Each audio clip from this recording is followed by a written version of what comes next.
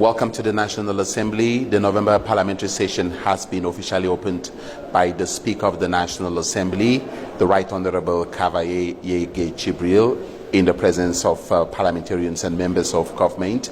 In his opening address, the Right Honorable Cavaye Yéguié Djibril recognized the results that have been proclaimed by the Constitutional Council of Cameroon. He saluted the fair play of the candidates who accepted the verdict of the results and congratulated the winner of the presidential election, President Paul Biya.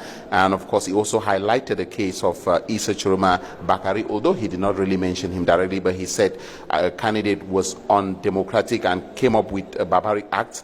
And he says that in this context, a parliamentarian, Abi Michael, was killed. Right Honorable Cavaye Yéguié Djibril also used the opportunity of the opening session of the November parliamentary session of Parliament to indicate that it will be dedicated mostly to the voting of budget, which of course is very necessary to enable President Paul Biya realize his vision for the country during the next 7 years of his mandate. He said the session is also very important because it is going to be an opportunity for President Paul Biya to take the oath of office while recognizing what he described as the professionalism of forces of law and order in handling the post-electoral violence.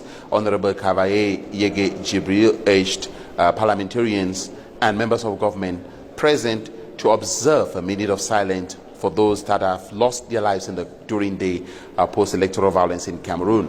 Parliamentarians present during this session spoke out about their expectations, and I also used the opportunity to ask some MPs to talk about what they think about what they are going to do concerning the post-electoral violence in the country, as well as calls for ghost towns being made by opposition leader Issa Chiroma Bakari.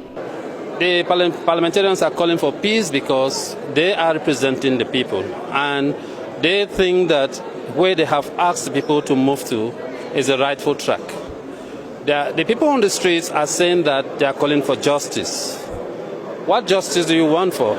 I think the country has a whole structure in terms of justice, and the procedure has passed through all these structures. And we are again repeating our message to the youths. There is no reason to tear down your country because of an election. No one should make you an instrument. You are mature enough to know what is good. The UDC party of Tomaino and Joya used the opportunity of this November parliamentary session to protest against what they describe as electoral injustice. Honorable Kupita Damuk, alongside his colleagues, came out with a banner saying that they refuse election silence faced with a system which oppresses and divides. And so they are calling for electoral justice as well as courageous acts and not just promises which jeopardize peace, as you can see in the message. We tried to get more from them in an interview, and they said the message was enough. We also noticed that some key members of parliament were not present during this opening session for November. We are going to observe keenly what is going to happen during this November session of parliament, dedicated mostly to the 2026 budget. And of course, we are also going to be here to report on the oath-taking ceremony of the president-elect announced by the Constitutional Council of Cameroon, Paul Biya. Right here at the National Assembly, for my media Prime News, Bo Elvis, Romeo Ngancha reporting.